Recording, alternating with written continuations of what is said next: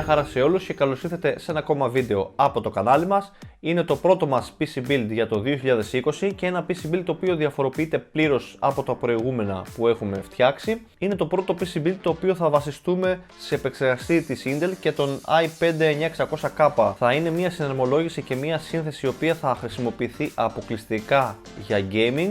Και προτού δούμε αναλυτικά τα κομμάτια τα οποία θα αποτελέσουν το gaming αυτό σύστημα, βεβαιωθείτε ότι έχετε κάνει εγγραφή στο κανάλι μας και έχετε ενεργοποιήσει και το καμπανάκι, καθώς έτσι μπορούν να σας έρχονται ειδοποιήσεις κάθε φορά που θα ανεβάζουμε τέτοια βίντεο και όχι μόνο. Επίσης, με την εγγραφή σας μας δίνετε δύναμη και κουράγιο να συνεχίσουμε να φτιάχνουμε ποιοτικά βίντεο στο κανάλι. Οπότε ήρθε η ώρα να δούμε τα κομμάτια και τα εξαρτήματα τα οποία θα αποτελέσουν το σύστημά μας με μία μικρή σημείωση. Τα κομμάτια που βλέπετε και που θα τα δούμε αναλυτικά δεν τα έχω επιλέξει εγώ.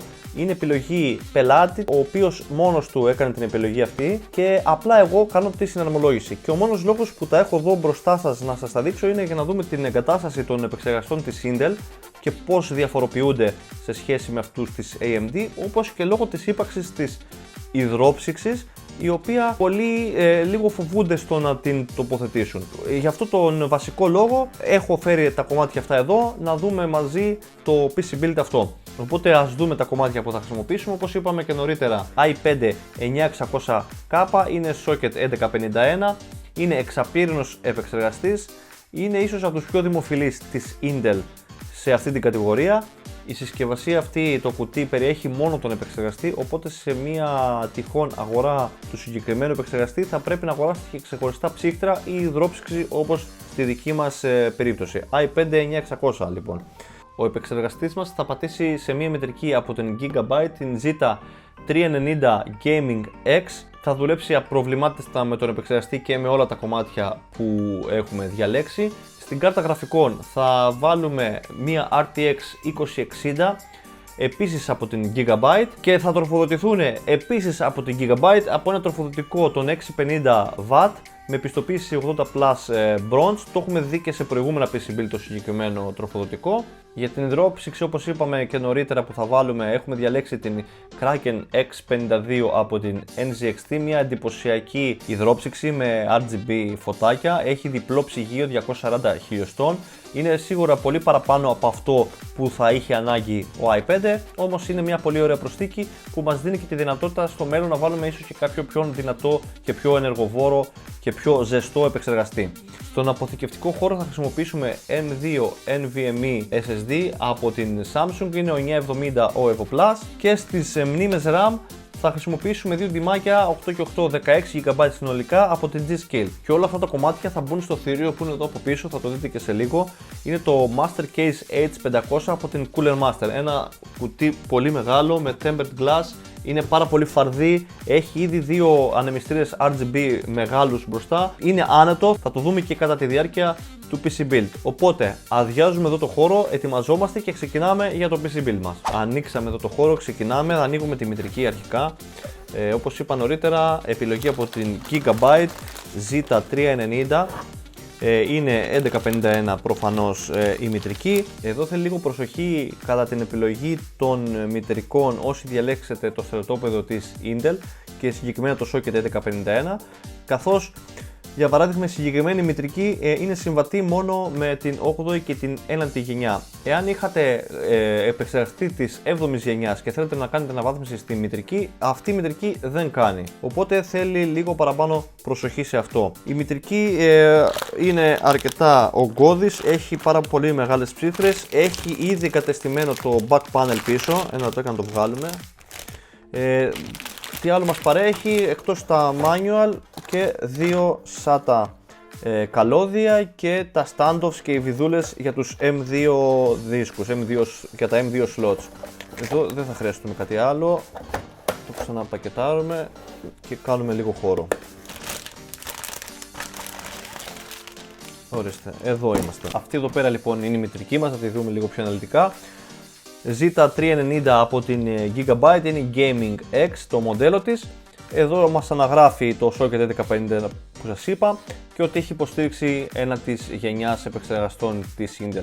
4 slots για RAM, εκ των οποίων οι δύο είναι λίγο πιο ενισχυμένες έτσι με μέταλλο. 2 slots για M2 αποθηκευτικό χώρο, εκ των οποίων η πρώτη μας παρέχει και εδώ ένα heatsink, μια ψύχτρα, έχει παραπάνω ψύχτρες εδώ πέρα στο chipset και επίσης, όπως είπα και νωρίτερα, έχει προεγκατεστημένο το back panel. Παραπάνω λεπτομέρειες για τη μητρική μπορείτε να δείτε και στο link που θα σας έχω κάτω στην περιγραφή, οπότε δεν μένει κάτι άλλο παρά να ανοίξουμε τον επεξεργαστή και να κάνουμε την τοποθέτηση. Όπως είπα και νωρίτερα, ένας από τους λόγους που ήθελα να κάνω αυτό το βίντεο είναι για να δείτε και από το στρατόπεδο της Intel πώς γίνεται η τοποθέτηση του επεξεργαστή. Πρώτη και μεγαλύτερη διαφορά που έχουν οι επεξεργαστές της Intel με αυτούς της AMD είναι ότι η Intel είναι LGA επεξεργαστές. LGA σημαίνει Land Grid Array, δηλαδή να το πω πιο απλά, οι επαφές τους εδώ πέρα είναι flat, είναι ίσχες, δεν έχουν πινάκια. Τα πινάκια υπάρχουν στην πλευρά της μητρικής. Πάρα πολλοί κάνουν το λάθος και βγάζουν το καπάκι αυτό με κίνδυνο να κουμπίσουν από μέσα τα πινάκια. Αν θέλετε να το δείτε, είναι τα πινάκια εδώ από μέσα που είναι στο socket. Είναι πάρα πολύ συχνό φαινόμενο, το έχω δει και σε ομάδες και σε διάφορες ερωτήσεις στο Facebook, που πολλοί κάνουν ζημιά στο socket και στα πινάκια συγκεκριμένα. Τώρα, αν στραβώσει κάποιο, υπάρχει με πολλή υπομονή, υπάρχει τρόπος να τα ισιώσει κάποιος. Αν σπάσουν, τότε δεν ξέρω, πάει για πέταμα η μητρική. Αυτό που κάνω εγώ για να τοποθετήσουμε τον επεξεργαστή με ασφάλεια, βγάζουμε το σιδεράκι αυτό πρέπει να γίνει έτσι κι αλλιώς. Το πλαστικό δεν το βγάζω, θα φύγει μόνο του αφού βάλουμε τον επεξεργαστή.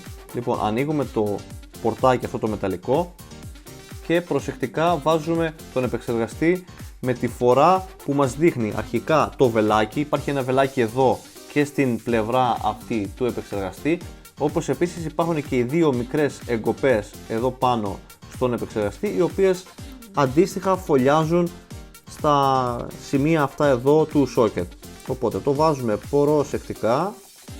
Είδαμε ότι έχει μπει και δεν κουνάει, δεν έχει στραβοπατήσει. Και καθώς τώρα κλείνουμε έτσι το καπάκι, λοιπόν κλείνουμε το πορτάκι έτσι, μπαίνει το σιδεράκι αυτό κάτω από την βίδα και καθώς κατεβάζω εγώ αυτό το μεταλλικό, το μοχλό, πώς να το πω, τάκ, έφυγε από μόνο του. Το βλέπετε και εδώ πέρα, έφυγε μόνο του. Εάν το βγάζαμε νωρίτερα, εντάξει, αν είναι κάποιος προσεκτικός δεν θα κάνει ζημιά. Απλά εγώ προτείνω ότι καλύτερα να το αφήσετε πάνω και να το πετάξει μόνο του. Βάλαμε τον επεξεργαστή μας, ψύχτρα δεν έχουμε να βάλουμε, όπως είπαμε νωρίτερα θα βάλουμε υδρόψυξη και θα τη δούμε ολοκληρωμένα αργότερα.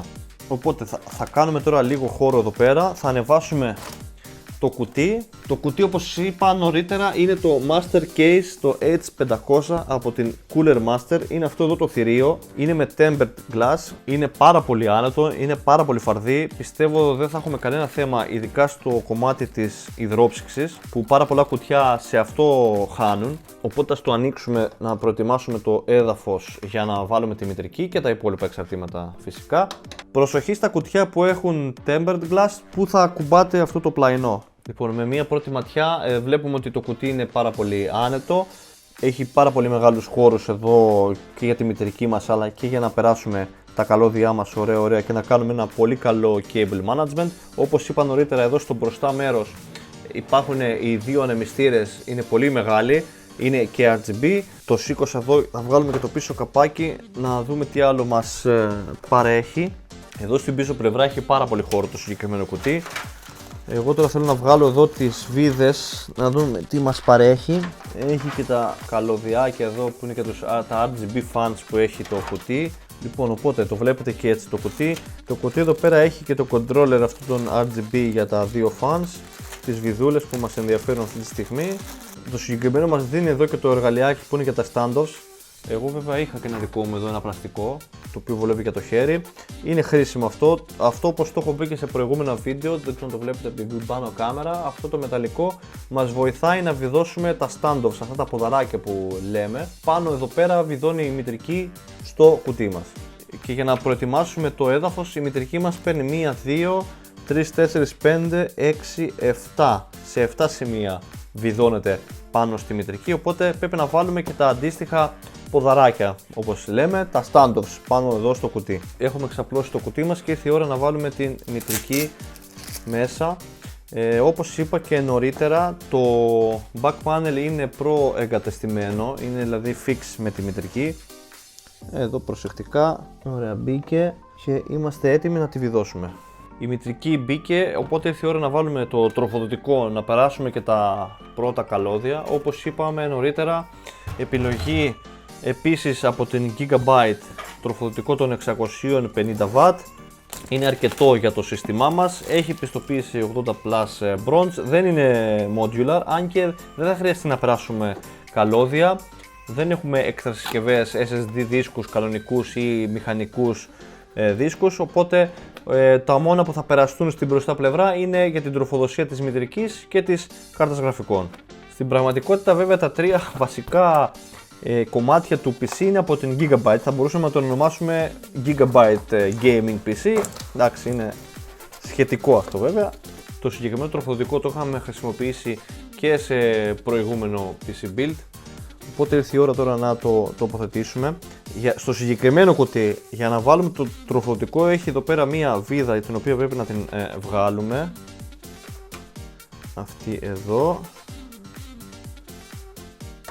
Λοιπόν, αφαιρείται και ας το πούμε κυλάει προς τα πίσω το καπάκι και βγαίνει. Συνήθως σε αντίστοιχα κουτιά μπαίνει από την πίσω πλευρά, απλά αυτό επειδή έχει χώρους εδώ πέρα για να τοποθετήσουμε διάφορα εξαρτήματα, μπαίνει με τον τρόπο που σας έδειξα μόλις.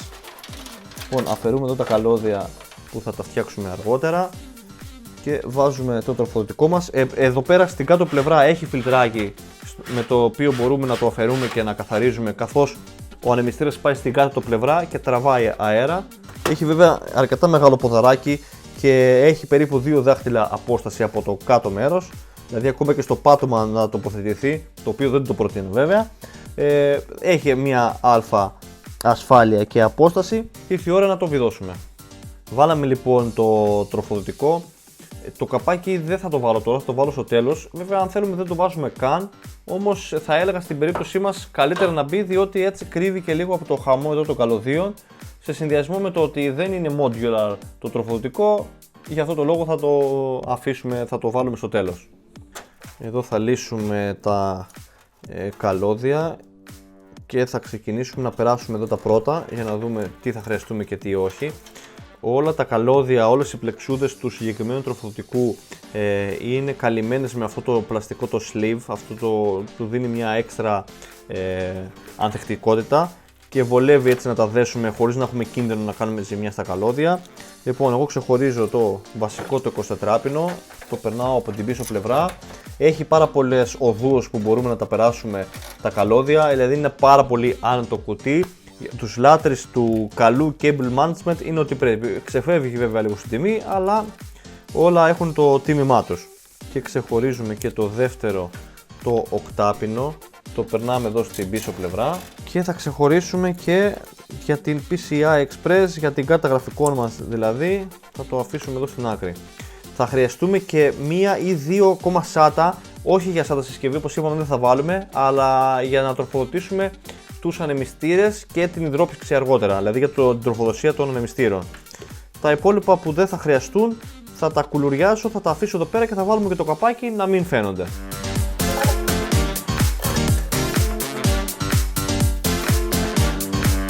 Βάλαμε και το καπάκι, κλείσαμε εδώ το χαμό των καλωδίων, έχουμε αφήσει τις αναμονές μας και συνεχίζουμε. Και κάτι που πρέπει να σας δείξω συνδέοντας τις τροφοδοσίες είναι ότι η συγκεκριμένη μητρική μας έχει στη δεύτερη βασική τροφοδοσία, τέλος πάντων έχει μία 8πινη συν μία 4πινη. Πάρα πολλοί διερωτώνται ποια πρέπει να συνδέσουμε, αν πρέπει να βάλουμε και τις δύο, αν πρέπει να βάλουμε μόνο τη μία. Στην περίπτωση τη δική μας θα βάλουμε μόνο την μία 8πινη, 8πινη μας παρέχει τέλος πάντων το τροφοδοτικό, 8πινη θα βάλουμε. Η δεύτερη, από ό,τι είδα και σε διάφορα φόρουμ, καθώς στο manual δεν γράφει κάτι παραπάνω, είναι εάν χρειαστεί κάποιος να κάνει ένα πιο extreme overclock. Δεν ξέρω βέβαια ο συγκεκριμένος επεξεργαστής αν μπορεί να σηκώσει τόσο extreme overclock που θα χρειαστεί και η δεύτερη τροφοδοσία. Οπότε έχετε κατά νου ότι αν δεν κάνει κάποιος κάτι extreme δεν χρειάζεται να μπουν όλες, να συνδεθούν τέλος πάντων και η 8πινη συν μια 4πινη. Επίσης δεν έχουν όλα τα τροφοδοτικά και 8πινη και 4πινη ή μάλλον να έχουν δύο 8πινες που είναι για τέτοια δουλειά. Συνήθως τα πιο ισχυρά τροφοδοτικά, ίσως από 750W και πάνω. Εμάς είναι 650, έχει μια οχτάπινη, θα βάλουμε μόνο την οχτάπινη που μας παρέχει. Αυτό. Για να περάσουμε την οχτάπινη έχει πάρα πολύ χώρο, δηλαδή περνάει το μισό μου χέρι. Είναι πάρα πολύ άνω το κουτί, το είπα και νωρίτερα.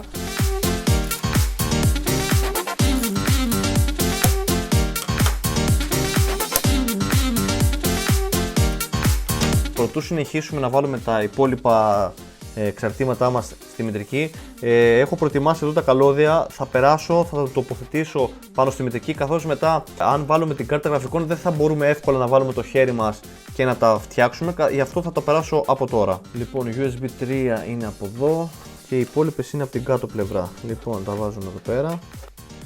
Αυτά είναι για τα ρεύματα, τα αφήνουμε στην άκρη. Αρχικά μας ενδιαφέρουν αυτά. Συνδέσαμε εδώ τα καλωδιάκια με μία μικρή εξαίρεση. Το USB 2 το αφήνω ασύνδετο, θα αποφασίσω αργότερα αν θα συνδέσω τις μπροστινές θύρες USB ή τον έλεγχο της υδρόψυξης για τα φωτάκια. Καθώς το αρνητικό που βλέπω ότι έχει μητρική είναι ότι έχει μόλις μία εσωτερική σύνδεση για USB 2. Θα αποφασίσουμε αργότερα να δούμε τι θα κάνουμε. Συνεχίζουμε εδώ με τις υπόλοιπες εσωτερικές συσκευές.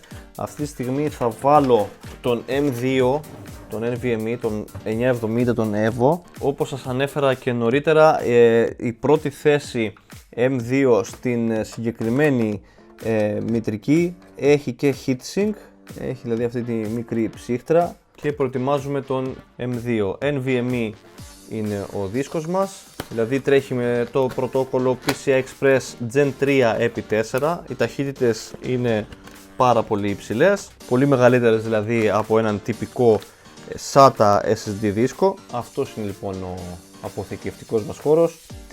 Πρέπει να προετοιμάσουμε τη θέση εδώ στο 80, είναι τα 8 εκατοστά απόσταση από το connector. Τέλος πάντων πρέπει να βρούμε το standoff που μας παρήχε η μητρική. Εδώ είναι το standoff για τον NVMe, λοιπόν ανοίγουμε. Εδώ είναι και η βιδούλα. Όπως έχω πει και στα προηγούμενα, υπογωνία πρέπει να μπει ο NVMe και βιδώνουμε, και αυτό ήταν έτοιμο. Για να βάλουμε τώρα το κάλυμα αυτό πάνω στην θέση μας, πρέπει να αφαιρέσουμε αυτό το πλαστικάκι, το οποίο είναι ένα λεπτό film, το οποίο από κάτω έχει ένα σαν thermal pad βασικά είναι, το οποίο το βάζουμε. Κανονικά ίσως θα έπρεπε να αφαιρέσω εδώ πέρα την ετικέτα που έχει ο NVMe, απλά δεν θα ήθελα να του χαλάσω την εγγύησή του, οπότε θα το βάλουμε από πάνω και θα το σφίξουμε, έτσι και η δουλειά θα κάνει. Και ξαναβάζουμε τη βίδα. Ωραία, μπήκε, πάει. Ας βάλουμε και τις RAM από τώρα. Όπως είπαμε και στην αρχή, δύο ντυμάκια των 8, 16 GB δηλαδή συνολικά, θα δουλέψει σε dual channel, είναι από τη G-Skill η σειρά RIP JAWS. Για τις μνήμες RAM θα βάλουμε, όπως είπαμε, δύο ντυμάκια των 8, 16 GB δηλαδή συνολικά. Θα βάλουμε τις G-Skill τη σειρά RIP JAWS. Για να είμαι ειλικρινής, όπως είπα και στην αρχή, δεν είναι δική μου επιλογή των συγκεκριμένων εξαρτημάτων. Εγώ στη θέση του χρήστη θα έβαζα με λιγότερο χρονισμό, καθώς οι Intel δεν έχουν πολύ μεγάλη βελτίωση στην απόδοση όταν βάλουμε γρηγορότερες μνήμες. Δηλαδή και 2666 να ήταν, δεν θα είχαμε φοβερή διαφορά. Τώρα αυτή είναι 3200, cache latency 16, δεν έχουν πολύ μεγάλες διαφορές στις τιμές πλέον, οπότε ίσως και γι' αυτό έκανε την συγκεκριμένη επιλογή ο χρήστης. Βάλαμε και τις μνήμες, όπως βλέπετε δεν θα χρειαστούν να μπουν άλλα καλωδιάκια. Ο δίσκος μας είναι NVMe, έχουμε γλιτώσει ήδη δύο καλώδια και ήρθε η ώρα να ξεκινήσουμε με την υδρόψυξη. Πάρα πολλοί προβληματίζονται με την τοποθέτηση της υδρόψυξης και ένας από τους λόγους που κάνω αυτό το βίντεο είναι αυτός, να δείτε πώς τοποθετούμε μία υδρόψυξη. Δεν έχω και τη φοβερή εμπειρία, δηλαδή ζήτημα να έχω βάλει 10 υδροψύξεις σε συστήματα, αλλά είναι πάνω κάτω τυφλοσούρτικο πλέον, δεν είναι δηλαδή τίποτα το φοβερό. Kraken X52 από την NZXT, μια εντυπωσιακότατη υδρόψυξη με λεπτομέρειες με RGB, το οποίο είναι λίγο καθελωτικό. Ωραία, δύο 12άριδες ανεμιστήρες έχει συγκεκριμένη υδρόψυξη. Εδώ μας δίνει τα διάφορα δαχτυλίδια τα οποία χρειάζονται για να την προσαρμόσουμε στον επεξεργαστή και στη μητρική, τα καλωδιάκια και όλο εδώ το kit. Είναι all-in-one kit, είναι κλειστού τύπου, δεν μπορούμε να συμπληρώσουμε ή να κάνουμε custom πράγματα πάνω. Αυτή εδώ είναι, αυτά θα τα δούμε αργότερα. Πρώτο πράγμα που πρέπει να κάνετε όταν πιάνετε κάτι το οποίο δεν το έχετε ξαναδεί είναι να κοιτάξετε το manual. Δεν είναι ταμπού, μπορείτε να το ρίχνετε μια ματιά, να συμβουλεύεστε. Το πρώτο πράγμα που πρέπει να κάνουμε, το αναφέρει και στο manual, είναι να τοποθετήσουμε το backplate στην μητρική έτσι ώστε να μας φέρει μπροστά τις βίδες για να βιδωθεί αργότερα το block αυτό της υδρόψυξης. Βάλαμε το backplate πίσω στην μητρική, είναι έτοιμο να επιδεχτεί εδώ το block της υδρόψυξης. Λοιπόν, ήρθε η ώρα να τοποθετήσουμε εδώ τους ανεμιστήρες πάνω στο radiator. Το radiator θα το βάλουμε στην πάνω πλευρά του κουτιού, οπότε οι ανεμιστήρες μας θα λειτουργούν και σαν εξαγωγή. Οπότε πρέπει να μπουν καθ' αυτή τη φορά. Οι βίδες που θα χρειαστεί να χρησιμοποιήσουμε μας τις παρέχει προφανώς το set όλο της υδρόψυξης και τα δαχτυλιδάκια, όλα αυτά που χρειάζεται να βάλουμε εδώ πέρα, τις ροδέλες. Μπήκαν οι ανεμιστήρες στο radiator, οπότε τώρα ήρθε η ώρα να τοποθετήσουμε την υδρόψυξή μας ολοκληρωμένα. Η συγκεκριμένη υδρόψυξη, για να είναι και σωστά εδώ πέρα τα διάφορα εδώ με τα λεντάκια που έχει, πρέπει να μπει κατά αυτή τη φορά. Εδώ θα σας βοηθήσουν και τα γράμματα που έχει πάνω εδώ πέρα η υδρόψυξη, οπότε καθ' αυτή τη φορά πρέπει να μπει το μπλοκ όπως το βλέπουμε πάνω στην μητρική. Βγάζουμε προφανώς το πλαστικό εδώ, το προστατευτικό, εδώ λίγο το φέρνουμε λίγο πιο ψηλά για να έχουμε χώρο. Η υδρόψυξη μας έχει προεγκαταστημένη, να το πω έτσι, και πάστα. Τώρα για να το τοποθετήσουμε βάζουμε το μπλοκ αυτό εδώ πέρα στις υποδοχές που περάσαμε νωρίτερα στο backplate και έπειτα χρησιμοποιούμε τις βίδες αυτές οι οποίες φύγουν αρχικά με το χέρι για να την σταθεροποιήσουμε. Και αυτό ήταν το πρώτο κομμάτι, έτσι. Λοιπόν, είναι αρκετά εύκολη η συγκεκριμένη. Να πω την αλήθεια, εγώ την NZXT την συμπαθώ αφάνταστα και αυτή θα τη δείτε, είναι πολύ εντυπωσιακή η ψύχρα, θα τη δείτε στο τέλος. Το σφίξιμο με το χέρι αρκεί, είναι πάρα πολύ χοντρές, δηλαδή μπορούμε να το σφίξουμε αρκετά καλά χωρίς να χρειαστεί να βάλουμε κατσαβίδι. Είναι αρκετά σταθερή, δεν χρειάζεται να κάνουμε κάτι άλλο. Και τώρα ήρθε η ώρα να βιδώσουμε το radiator στην πάνω πλευρά του κουτιού. Το κουτί είναι πάρα πολύ φαρδί, έχει αρκετές θέσεις που μπορούμε να το τοποθετήσουμε, δηλαδή μπορεί να πάρει και πολύ μεγαλύτερο radiator. Εμείς, όπως είπαμε, θα το βάλουμε καθ' αυτόν τον τρόπο. Εδώ πρέπει να φτιάξουμε λίγο τα λάστιχα εδώ πέρα και θα το σταθεροποιήσουμε. Θα χρησιμοποιήσουμε πάλι τις βίδες που μας παρέχει εδώ πέρα το κουτί. Βιδώσαμε και το radiator πάνω στο κουτί. Τώρα ό,τι βίδες δεν χρησιμεύουν στο συγκεκριμένο socket μπορείτε να τα φυλάξετε, γιατί ποτέ δεν ξέρετε αν κάνετε κάποια αλλαγή σε άλλο socket με άλλο επεξεργαστή, μπορεί αυτά να σας φανούν χρήσιμα. Μας παρέχει και το δαχτυλίδι για την AMD, οπότε καλό θα είναι να τα κρατήσετε σε μια άκρη. Τα καλώδιάκια θα τα περάσω τώρα. Όπως είπα νωρίτερα, το θέμα που δημιουργείται είναι με την USB. Η μητρική έχει μόλις μία εσωτερική σύνδεση για την μπροστά πλευρά, τέλος πάντων, και η ψύχτρα επίσης έχει μία τέτοια σύνδεση. Τώρα στην περίπτωσή μας πρέπει να θυσιάσουμε είτε την υδρόψυξη να μην μπορούμε να την ελέγχουμε, δηλαδή τους φωτισμούς και όλα τα RGB που έχει, ή να θυσιάσουμε δύο USB 2 στην μπροστινή πλευρά. Το κουτί βέβαια μας παρέχει άλλες δύο USB 3. Μου φαίνεται αυτό θα θυσιάσουμε, καθώς με την επιλογή του χρήστη για τη συγκεκριμένη ψύχτρα είναι και το αισθητικό κομμάτι, οπότε θα το λάβουμε και αυτό υπόψη μας. Λοιπόν, ένα δύσκολο κομμάτι είναι να συνδέσουμε εδώ το καλωδιάκι. Και για τη σωστή σύνδεση των υπόλοιπων καλωδίων, επίσης καλό θα είναι να συμβουλεύεστε το manual. Έχει ένα τρίπινο βίσμα εδώ πέρα η υδρόψυξη, το οποίο αυτό πρέπει να πάει στο CPU fan. Έχει μία SATA η οποία αυτή είναι για να πάρει ρεύμα από κάποια SATA τροφοδοσία, και έχει και αυτά εδώ, τα οποία εδώ πέρα θα μπουν οι δύο ανεμιστήρες αυτοί. Ευτυχώς, όπως είπαμε νωρίτερα, επειδή το κουτί έχει πάρα πολύ χώρο στο πίσω μέρος, αυτά τα δύο θα τα βγάλουμε στην πίσω πλευρά και θα βάλουμε και τώρα και το CPU και είμαστε έτοιμοι. Σύνδεσα και το USB της υδρόψυξης, οπότε αυτό που περισσεύει για τις μπροστά USB 2 θα το βγάλω από την πίσω πλευρά και θα το αφήσουμε εκεί αναμονή. Αν κάποια στιγμή μελλοντικά γίνει κάποια αλλαγή, να υπάρχει δυνατότητα. Ωραία, θα βάλουμε και τον άλλο πίσω ανεμιστήρα που μας δίνει το κουτί, μας τον παρέχει. Λοιπόν, τον χώσαμε και αυτό. Τώρα θα απελευθερώσουμε και τα καλώδια των ανεμιστήρων της υδρόψυξης, θα τα βγάλουμε στην πίσω πλευρά και τελειώνουμε με την κάρτα γραφικών. Να πούμε και επίσης ότι στο πάνω μέρος μας έχει αυτό ένα μαγνητικό φιλτράκι και ήρθε η ώρα να ανοίξουμε και την κάρτα γραφικών RTX 2060, υλοποίηση από την Gigabyte επίσης. Έχει δύο ανεμιστήρες, είναι μεγάλη υλοποίηση. Λοιπόν, τι βγάλαμε, απαιτεί μία 8πινη τροφοδοσία και έχει και ένα backplate. Βέβαια, να πω την αλήθεια, το backplate αυτό δεν είναι μεταλλικό, είναι πλαστικό, είναι πιο πολύ για αισθητικούς λόγους. Όπως είπαμε, δύο ανεμιστήρες, αρκετά μακριά, αλλά βέβαια το κουτί που έχουμε διαλέξει δεν έχουμε τέτοια θέματα, χωράει άνετα.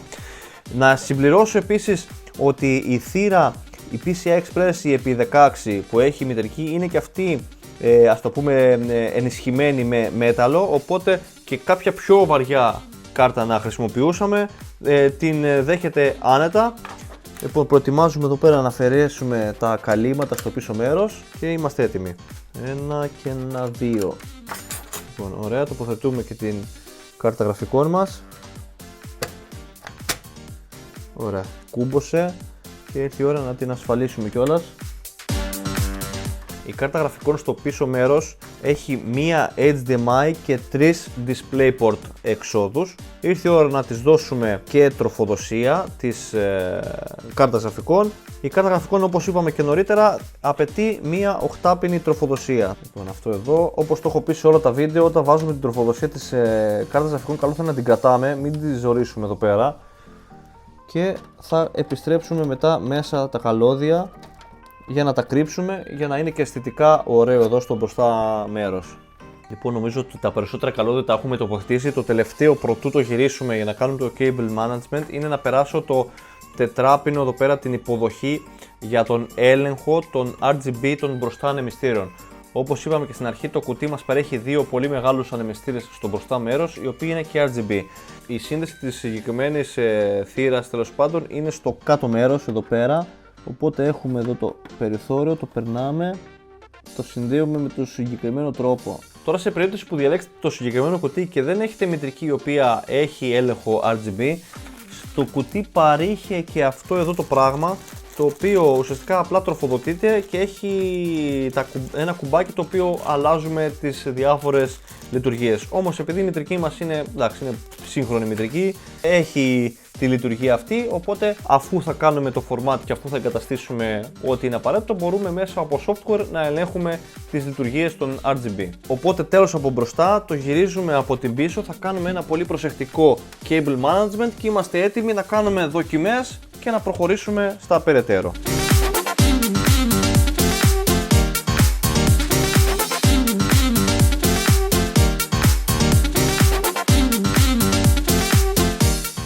Κάναμε μια βασική τακτοποίηση εδώ των καλωδίων, οπότε ήρθε η ώρα να κάνουμε το πρώτο τεστ, να δούμε ότι όλα τα έχουμε κάνει όπως πρέπει. Λοιπόν, βάλαμε ρεύμα, βάλαμε και ένα HDMI στην οθόνη μας και ήρθε η ώρα να κάνουμε το πρώτο άνοιγμα. Προτού το ανοίξουμε, εδώ αφαιρούμε και το προστατευτικό εδώ που είχε η υδρόψυξη, εδώ το κομμάτι εδώ πέρα, και το πατάμε και ωραία, έχουμε σήμα στην οθόνη μας. Εφόσον είδαμε ότι όλα είναι εντάξει, θα αποσυνδέσω τα καλώδια, θα κάνω ένα τελευταίο έλεγχο να δούμε ότι όλα είναι ok και δεν έχουμε ξεχάσει κάτι. Έπειτα κλείνουμε τα πλαϊνά και στη συνέχεια ξεκινάμε την εγκατάσταση των Windows και έπειτα των βασικών προγραμμάτων. Κάναμε ένα τελευταίο έλεγχο, τα καλώδια εδώ τα έχουμε δέσει, είναι σχετικά εύκολη η πρόσβασή τους και μπορούμε εύκολα να λύσουμε ή να κόψουμε τα δεματικά και να κάνουμε κάποιες αλλαγές.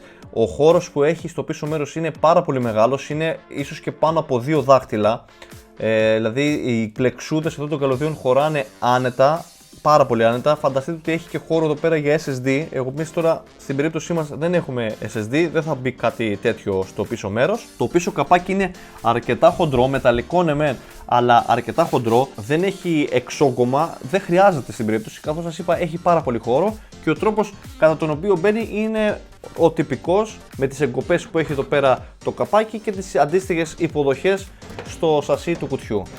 Μπαίνει πολύ εύκολα, επειδή όπως σας είπα είναι πιο χοντρό, δεν στραβώνει, οπότε μπαίνει πολύ πιο εύκολα σε σχέση με τα πιο απλά κουτιά. Γενικά είναι ένα πάρα πολύ βαρύ κουτί. Έχουμε βάλει βέβαια και την υδρόψυξη, έχουμε βάλει και τόσα πράγματα μέσα τα οποία του αυξάνουν το βάρος. Αν είχαμε και σκληρούς δίσκους θα ήταν ακόμα μεγαλύτερο.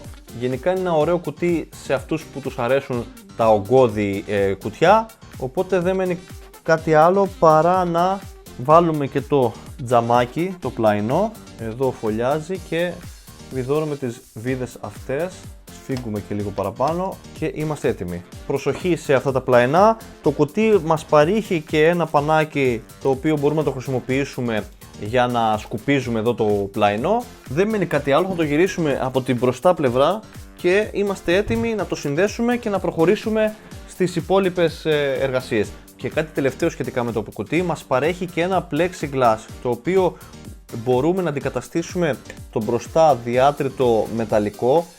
Πρέπει βέβαια να ανοίξουμε το κουτί και να απελευθερώσουμε το μπροστά τμήμα και μπορούμε να το αντικαταστήσουμε με αυτό το πλαστικό. Είναι για όσους θέλουν να φαίνεται περισσότερο οι ανεμιστήρες και τα φωτάκια στο εσωτερικό του κουτιού. Αυτό ήταν λοιπόν το βίντεο μας για σήμερα, το πρώτο PC Build για το 2020 και το πρώτο PC Build που περάσαμε στο στρατόπεδο της Intel. Πριν κλείσουμε να δούμε ξανά τα εξαρτήματα τα οποία χρησιμοποιήσαμε για να φτιάξουμε αυτό το gaming PC, ένα PC Build το οποίο βασίστηκε στον i5 τον 9600 τον K 1151 socket, εξαπύρινος, 95W κατανάλωση.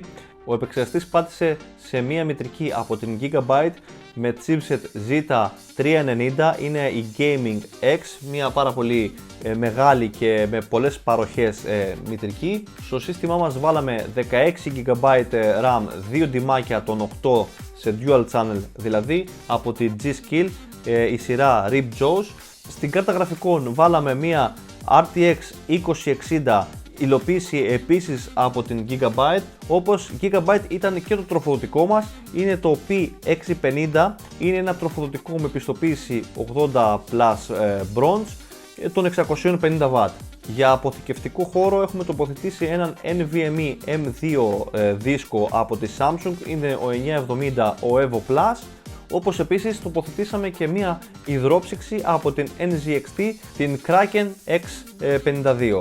Και όλα αυτά που σας προανέφερα μπήκαν σε αυτό το θηρίο, είναι ένα κουτί από την Cooler Master, το Master Case H500, ένα πολύ εντυπωσιακό και ογκώδες κουτί.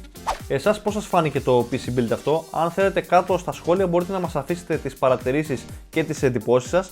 Όπως επίσης αν σας άρεσε το βίντεο μπορείτε να κάνετε like. Και αν έρχεστε πρώτη φορά στο κανάλι μας, από εδώ πέρα μπορείτε να κάνετε εγγραφή, όπως επίσης να ενεργοποιήσετε και το καμπανάκι έτσι ώστε να σας έρχονται ειδοποιήσεις κάθε φορά που θα ανεβάζουμε τέτοια βίντεο και όχι μόνο. Τα λέμε σε επόμενο βίντεο. Και έχετε ενεργοποιήσει και το καμπανάκι.